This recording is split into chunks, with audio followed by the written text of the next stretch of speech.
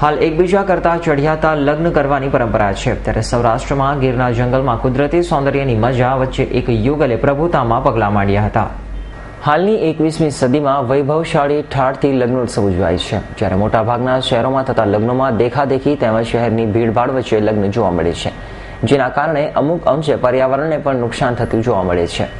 પરંતુ કુદરતી સૌંદર્યને માણવા અને પહાડોને લીલાછમ ઝાડની ચાદર ઓઢી હોય તેવા રમણીય વાતાવરણમાં લગ્ન કરવાની મજા કંઈક ઓર જ છે, જ્યાં પંખીઓના કલકલાટ હોય, ખળખળ નીકળતી નદીઓ, લીલાછમ વૃક્ષો અને વનરાજાની ત્રાણ વચ્ચે સૌરાષ્ટ્રમાં વનરાજાની ભૂમિ તરીકે ઓળખાતા ગીર સોમનાથમાં આવેલ સાસણ ગીર, કે જેને ભારત દેશના વડાપ્રધાન અને ગુજરાતના પનોતા પુત્ર નરેન્દ્રભાઈ મોદીએ દેશ વિદેશ ક્ષેત્રે સુપ્રસિદ્ધ કરવા બોલિવૂડના સુપરસ્ટાર અમિતાભ બચ્ચન દ્વારા ખુશ્બુ ગુજરાત કી એડ દ્વારા એક આકર્ષણનું કેન્દ્ર બનાવેલ છે, અને ત્યારથી જ સાસણ ગીરમાં કાયમી ધોરણે દેશ વિદેશના પર્યટકોનો ઘસારો જોવા મળે છે. આ જ જગ્યા ઉપર કુદરતી સૌંદર્યને અકબંધ જાળવી રાખવા અને આવનારી પેઢીને પ્રકૃતિનો અહેસાસ કરાવવા વિદેશ વસવાટ કરતા પરિવારે સાસણ ગીરનો કરસનગઢ, કે જે મૂળ વનરાજાની ભૂમિ કહેવાય છે, ત્યાં ભવ્યાતિ ભવ્ય લગ્નોત્સવનું આયોજન કરવામાં આવેલ, જેમાં ગુજરાતના તેમજ America, London, Bangkok, Bangalore, Tamil Nadu, Madhya Pradesh, Maharashtra તેમજ દુબઈ સહિતના દેશ વિદેશોમાંથી મહેમાનો આ કુદરતી સૌંદર્ય સાથે લગ્નની મજા માણી સ્વર્ગની અનુભૂતિ કરતા જોવા મળી રહ્યા છે. આ લગ્નોત્સવમાં વિવિધ ફૂલો દ્વારા ગીરને અનુરૂપ કુદરતી સૌંદર્ય, મંડપ ડેકોરેશન, ફાનસો, પક્ષીઓના પાંજરા, માલધારીઓના પોશાકો, ધર્મ, સંસ્કૃતિ અને માનવ હૈયાનો ત્રિવેણી સંગમ જોવા મળેલ છે. અલગ અલગ દેશોમાંથી પધારેલ મહેમાનો એકતાના તાણાવાણાથી લોકજીવનમાં વણાયેલા અનેરા આનંદ મહોત્સવનો પ્રાકૃતિક સૌંદર્યના ઉપાસકોની આગવી દેણ માણવી અતિ આનંદિત વાતાવરણમાં ગુજરાતની સાંસ્કૃતિક અને કુદરતી સૌંદર્યને જાળવવાનો અનેરો પ્રયાસ નવી પેઢી માટે પ્રેરણા બનેલ છે. હું મીરાબેન ડોડિયા, અહીં મારું કરસનગઢ, મેંદરા તાલુકાનું કરસનગઢમાં મારું ફાર્મ છે, અને મારી બંને સુપુત્રીના આગ્રહથી અને અમારા પોતાના શોખ માટે થઈને શહેરની ભીડભાડથી દૂર મારી નાની દીકરીને સહભાગી રાખી અને બંનેની ડિઝાઇનથી અમે અહીંયા લગ્નનું આયોજન કરેલું છે. જ્યારે ભારતના વડાપ્રધાન શ્રી નરેન્દ્રભાઈ મોદી અને આપણા ગુજરાતના લોકલાડીલા પનોતા પુત્ર મિસ્ટર અમિતાભ બચ્ચન, સુપ્રસિદ્ધ મિસ્ટર અમિતાભ બચ્ચનને જ્યારે બ્રાન્ડ એમ્બેસેડર બનાવી અને અમારા સાસણને જો લોન્ચ કરતા હોય તો અમે શું કામ પાછળ પડીએ. મેં નક્કી કર્યું કે મારી દીકરીનું ડેસ્ટિનેશન મેરેજ મારે અહીંયા સાસણમાં જ કરવું છે. સાવજડા હશે ઝડપીએ એવી આ સિંહની જન્મભૂમિ સાસણમાં અમે અહીંયા મારી દીકરીના લગ્નની તૈયારી કરી રહ્યા છીએ, અને દેશ વિદેશથી બધા મહેમાનો આવ્યા છે, અને પર્યાવરણને જરા પણ નુકસાન ન થાય એ રીતે ફૂલોની સજાવટ અને કુદરતના સાનિધ્ય વચ્ચે અમે ખૂબ એન્જોય કરી રહ્યા છીએ. અને તમે લોકો પણ આ જોઈને અહીંયા જરૂર પધારો, અને હું પોતે તમને બધાને ઇન્વાઇટ કરું છું, જેને પણ પોતાના દીકરીના મેરેજ કરવા અહીંયા આવી શકે. મારે એટલું સરસ વાત કરવાની છે કે 80 લાખના મારે પેરિસના સેટ નહોતા ઊભા કરવા, મારે વેનિસ નહોતું ઊભું કરવું, એટલા માટે મેં વળની વડવાઈઓ અને જંગલના સૂકા પાંદડાઓ, ઝરણાઓ અને પથ્થર, રેતી અને ફૂલો અને કુદરતે જે બક્ષું છે આખું જંગલ, એને મેં વચ્ચે આવરી લીધું છે, અને એવી રીતે એની ડિઝાઇન ઊભી કરી છે મારી બંને દીકરીઓએ.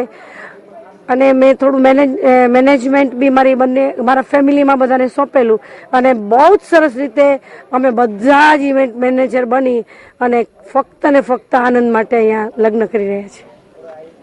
મારું નામ લાલજીભાઈ સાવલિયા છે, રાજકોટ મારું નિવાસ છે. ભારતીય જનતા પાર્ટીના રાજકોટ જિલ્લાના પ્રમુખ તરીકે મારી જવાબદારી છે. આજે હું સાસણ આવ્યો છું. મારા બેન આદરણીય મીરાબેનની લાડકવાયેલી પુત્રીના લગ્ન છે. આ શાસનને સમગ્ર વિશ્વમાં ગુંજતું કરનાર ગુજરાત રાજ્યના પનોતા પુત્ર પરમ આદરણીય નરેન્દ્રભાઈ મોદી જ્યારે દેશના વડાપ્રધાન બન્યા છે, ત્યારે એની જે કલ્પના મુજબ આ શાસન વિસ્તારને સુપ્રસિદ્ધ કરવું અને દુનિયામાં નામ રાખવું, એ પ્રકારે આયોજન કર્યું છે. અમિતાભ બચ્ચનને પણ આ માટે બ્રાન્ડ એમ્બેસેડર બનાવી મોકલા. આજે પરિસ્થિતિ એવી છે કે સાસણમાં જોવા આવું એક લાહવો છે, અને મારા બહેનના જ્યારે એમની લાડકવાળી દીકરીના લગ્ન હોય ત્યારે અમે સહપરિવાર આ વિસ્તારમાં આવ્યા છે. કુદરતના ખોળામાં જ્યારે લગ્નનો સારો માહોલ બની રહ્યો છે ત્યારે આ વિસ્તારમાં વધુમાં વધુ લોકો આવે, દેશ અને દુનિયાના લોકો આવે, ભારતને જુએ, આપણી સંસ્કૃતિ જુએ અને એને આધારે આવતા દિવસોમાં આ નંદનવનનો વિસ્તાર સમગ્ર દુનિયામાં નામ રોશન કરે એ માટે આજે અમે બધા આવ્યા છે. અમારી બેનના ત્યાં શુભ પ્રસંગ છે ત્યારે અમે સહકુટુંબ મિત્ર મંડળ સહિત આજે આવ્યા છે અને એમને ખૂબ ખૂબ શુભકામના પાઠવીએ છીએ. આ ઘણા દિવસથી કુદરત સાથે રહી, એના કુદરતના નાતામાં રહી અને કે પર્યાવરણને નુકસાન ન થાય એ માટેની ખૂબ કાળજીપૂર્વક બધા વ્યવસ્થા કરવામાં આવી છે. જે આંબાના ઝાડો છે બાકી છે એક સાથે રહી અને એમને નુકસાન ન થાય એમને સાચવીને સુંદર વ્યવસ્થા ગોઠવવામાં આવી છે. ફળ ઝાડો પણ એવી રીતે સજાવ્યા છે, એવી રીતે ગોઠવા છે કે જ્યારે કુદરતી હસતા ચહેરા તરીકે જુએ. આ માટેની સર્વે તૈયારીઓ ખૂબ બારીકાઈથી કરી છે. બેન પણ છેલ્લા 1 મહિના થયા, મીરાબેન 1 મહિના થયા અહીંયા રહી અને નાનામાં નાની ઝીણવટપૂર્વક કાળજી લઈ અને કુદરતી જ્યારે વાતાવરણને ખલલ ન પહોંચે એવા માટેના પ્રયત્નો કર્યા છે. મહેમાનો દેશ વિદેશથી આવ્યા છે ત્યારે આ સુંદર વાતાવરણ જોઈને ખૂબ આનંદિત થાય છે અને ભવિષ્યમાં પણ વધુમાં વધુ આ વિસ્તારમાં આવે આ માટે પ્રેરાઈ રહ્યા છે. 21મી પેઢી દેશ વિદેશોમાં ફરી રહી છે ત્યારે કુદરત અને કુદરતનું સાનિધ્ય માણવું એ માણસના જીવનમાં અમૂલ્ય પરિવર્તન કરવા જેવું લાગે છે. જ્યારે આજે નાના નાના બાળકો દુબઈ કે એવા વિસ્તારમાં જાય છે, અમેરિકા, લંડનમાં જાય છે ત્યારે ફક્ત ને ફક્ત ઊંચા ઊંચા મહેલો જોવે છે, પરંતુ કુદરતના ખોળામાં જ્યારે રહીએ છીએ ત્યારે એ જોઈને આ સાસણ વિસ્તારમાં અમે પણ વર્ષોથી અહીંયા આવ્યા છીએ અને જ્યારે કુદરતના ઝાડપાન સાથે રહી હવા પાણીની અનુભૂતિ કરી અને પશુ પક્ષીની અનુભૂતિ કરી છે ત્યારે આવતી નવી પેઢીને હું એટલું જ કહીશ કે આવો આ કુદરતનો જ્યારે નજારો છે ત્યારે તમારા જીવનમાં ઉતારો અને એની સાથે તમે આગળ વધો. Dinesh ગામવા, S9 news, Gir Somnath.